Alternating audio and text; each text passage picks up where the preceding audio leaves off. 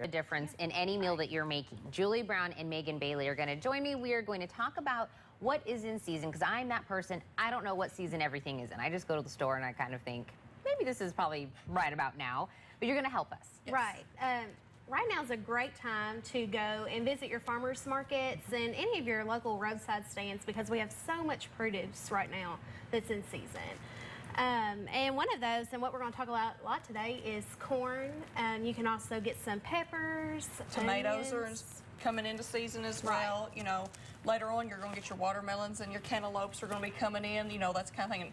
Way from now, your pumpkins will be coming in. Yes. But corn is what's fixing to come in right now. Right. So we wanted to kind of let the viewers and audience know, Tina, what do we need to look at? You know, all this corn looks the same. You can't see it inside. So, you know, what am I buying when I go to the farmer's market or the grocery store? Okay. So we'll talk a little bit about, you know, how to pick that out. And this ear that we have here, I actually just picked last night out of our home garden, and it's a bodacious variety. Okay. So the first thing you want to think about is, what variety am I picking? And the differences in our varieties are our ability to store them, how long they'll last, as well as their sweetness and that sort of thing. So for us and my family, we do choose the bodacious because it's a sweet variety. We're able to put it up and freeze it, as well as eat it as soon as we pick it. So that's a great thing about it. But when we're looking at it, you know, we want to look at these little, the tassels here, and how these have started to turn brown. Now this corn right here isn't exactly favorable, because we'd like to see more brown. So we picked this a little bit early. So when you go out, you want to make sure that there's more brown there, right, Julie? Right. And then also, as you can see, as she's pulling it apart, because there's not a lot of brown there, there may be parts that are not filled out. And you want a full ear of corn. And you also want them to be a little bit more, you know, kind of milky. Yeah. You'll see at the top where this isn't where it's not filled out. And when you push in on it, you don't want it to be so hard, and you want a little bit of kind of a milky extract to come out of it. So this one we don't quite want yet, but it still looks really good. And sometimes when we get inside of our corn, we get a little worried. This one isn't a good example, but we're missing some kernels. There's some displacement. Don't be fearful. It's still safe to eat. It really is a pollination kind of issue. So we saw a lot of that more last year because we had those really hot days. So this year we'll see more full kernels than we did last year. So I love that some signs that we can see from the outside, and then once we pull it open, there's more signs that we can look for. Right. So just, you know, make sure if you're not able to open it, sometimes when we go to the farmer's market, we don't want everybody opening all our shucks. So look and make sure those silks are nice and brown. You'll want them quite a bit browner than what they are here. And now, Julie, you were telling me during the commercial, there's kind of a small window opening for good corn. Right. So you have to be careful, because it's all going to come in at the same time. You know, some different types of vegetables, you know, you have a longer period. But farmers markets, when they all come in, they're all going to be there, and you're going to go, well, what am I going to do with all this corn now that I've got it? So we're going to talk a little bit about putting it up and preserving it and that kind of thing. So once you get home and we've done the hard part, we've cut the tops off and all the hairs. But you're going to take all of the shuck off. Okay. And you're going to remove this cob part. Okay. And you're also going to take all the hairs off, because obviously this is parts that you're not going to want to eat. And then if there's bug bites, you're going to want to remove all of those. And then what you're going to want to do is get you a pan of boiling water, and you want to put your cobs in there for 4 minutes, and you're going to let them boil for 4 minutes. After they have boiled for 4 minutes, you're going to take them out and put them in a cold water. Okay. So, and the reasons for it is it stops, you don't want to cook it, but you're going to want to, so you can either freeze it, that kind of thing. So after you've done it for 4 minutes, take it out and put it in cold water. Okay. And then at that point, you can either leave it in the cob and put them in Ziploc bags, or, you know, just some type of storage bag to put in the freezer, or you can cut it off and put it in bags. And at that point, you can put them in the freezer so you can start having your corn for, you know, winter, or, you know, next spring, or things like that. Well, now that we've cooked it and we've got some corn ready, actually after the break, we're going to make a dish with it. We are. All right, we'll be right back.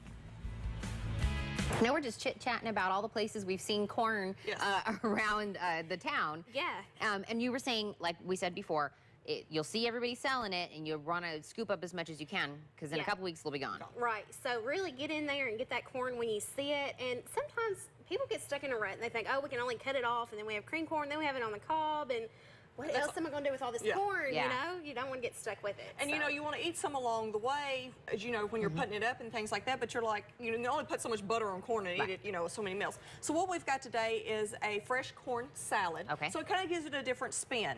And for people that may have never cut off corn on the cob, you want a sharp knife. Okay. And Very with any time that you cut, you always cut away from yourself.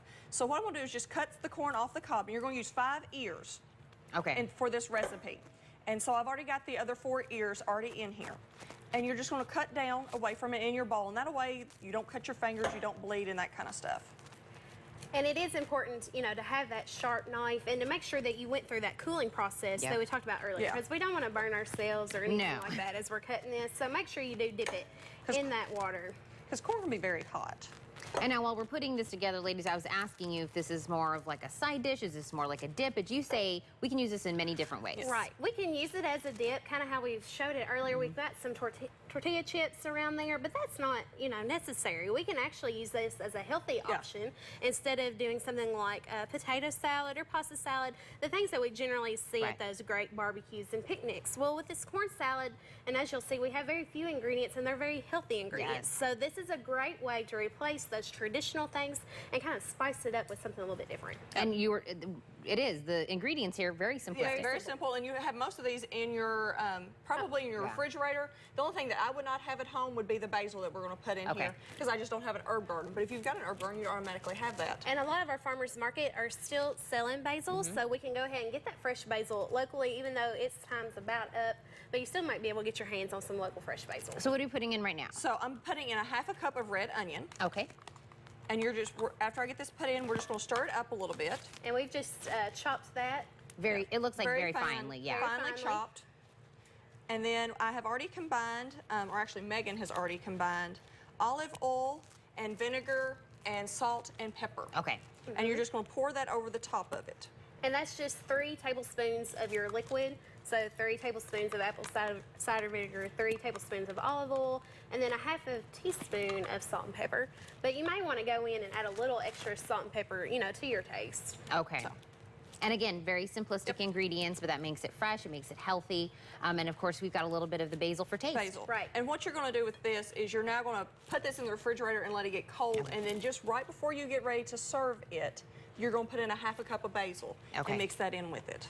Now, of course, ladies, while we're finishing this up and mixing it up, people can always come to you guys if they have any questions of that sort, but we also have Ag Night coming up. We do. We have Ag Night coming up on August the 2nd, and we would like to invite everybody to come out to Chaney's Dairy Barn. They'll get to do some ice cream and a movie, and they'll get the experience of meeting some of our farmers here locally and getting to find out more about Warren County agriculture, because it is so important to our community, and we don't always realize it. And then also local ag producers like Southern States and things like that. We will have bouncy houses for the kids set up. There will be a tent set up for the vendors to be in there. There'll be, you know, some of the people from farmers market will be, you know, selling their homemade goods. You know, and they may have some vegetables there that people can purchase as well. There'll be pony rides for the kids. So there's lots of activities for the kids that we want you to come out, because, you know, as kids learn about agriculture, you know, they teach their parents as well. And it's always a good family environment is what we want.